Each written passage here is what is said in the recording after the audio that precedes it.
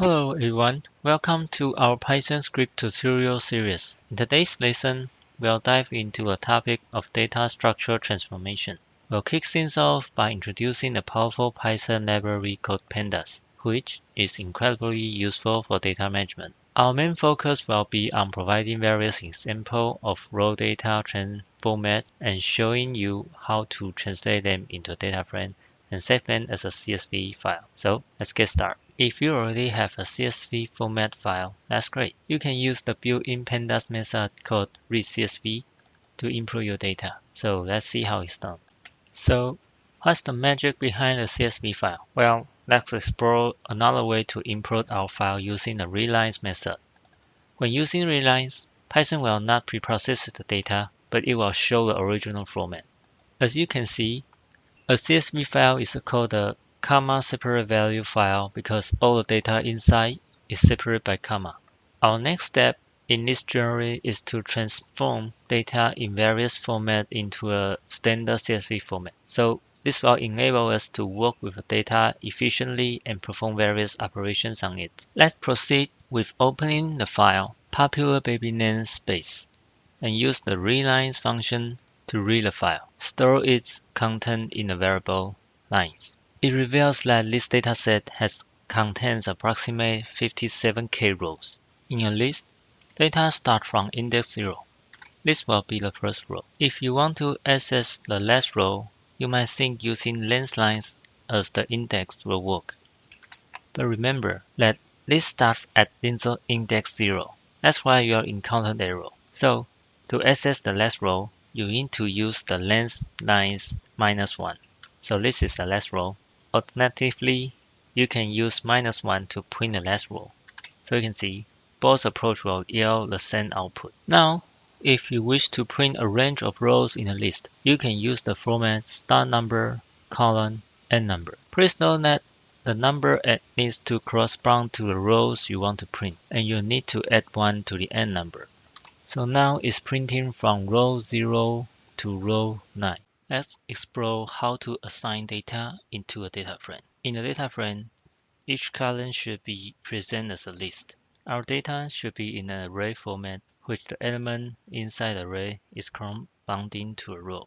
Our objective is to extract the header and transform our data into a list of lists, a format suitable for a data frame. Let's see lines again. The first row serves as a column name, while the rows below contains the actual content. We can utilize the split method to divide the string into a list. For instance, consider a sentence. This is a sentence separated by space. And in sentence, space acts as a separator, indicating that everywhere where there's a space, the string is divided. So when you use the split, we can split into a list. If your data has a different separator, you can adapt the split method accordingly. For example, if your sentence is another sentence with apple, comma, banana, comma, cat, you can specify the separator as a comma for splitting. The data we're working with is separated by space. To set the first row as our column names, we select data at index 0 and split it using the default space separator, and this will form the columns of our data frame. Let's address the content. We know that the content is stored in an array format. To handle this, we'll split the content element by element and using a method called append to construct multiple lists into an array. To illustrate, we will start by assigning A into an empty list, then we'll add the A1, A2, and A3 with the following data. So next, we use the append to append A1 into A.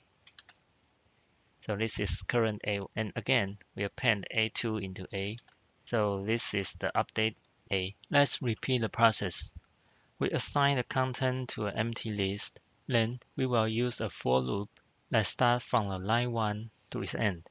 As we know that line 0 contains the column name, we'll iterate through every line from line 1 to end and utilize the split function to break the data into a list, which will then append the content to list.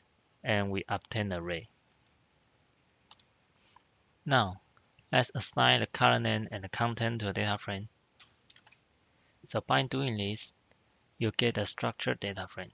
That's great. Now, let's encapsulate the script into a function. But what exactly is a function? Think of function as a preview tool that stores a specific set of actions for you to use easily in future. Create a function, start with def, means define, followed by the function name, and any parameter you want to include. In this case, we want to pass the raw data as a parameter called lines. Then simply add the script we just wrote inside the function. Once the script is complete, we will use the return to provide a complete data frame as the output. Now, let's put the concept into practice. In this session, we'll dive into various scenarios you might encounter. For example, you may come across data where multiple equals separates the element. Drawing from our previous experiment, the first step is to identify the location of the columns and the content. Then, we can combine all the data together. Let's begin by loading the file popular baby names space split year and inspect the first 10 rows. You'll notice a consistent pattern between the example and actual data. Understanding your dataset, particularly the role of equal, is crucial. The symbol helps us to determine the column location.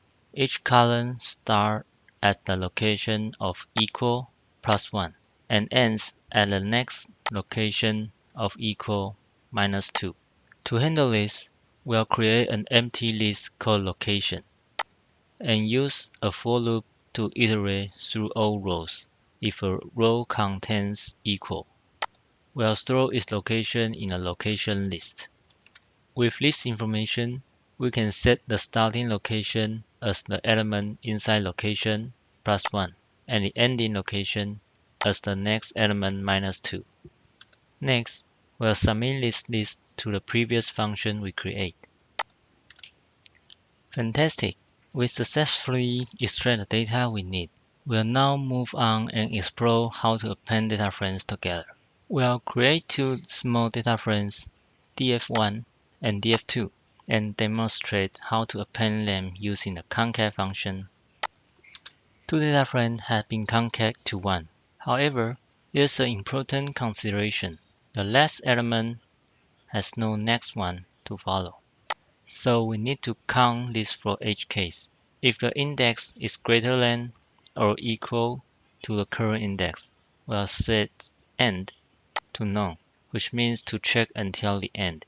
After printing the result, you'll see the data is split by years. Now, we're using concat functions. Now combines everything together. In yet another example, the data is left aligned by column names. Fortunately, we can still apply this function to our previous function seamlessly. Finally, we'll save these data frames to a CSV file using the tool CSV, and you see now the df.csv has been saved.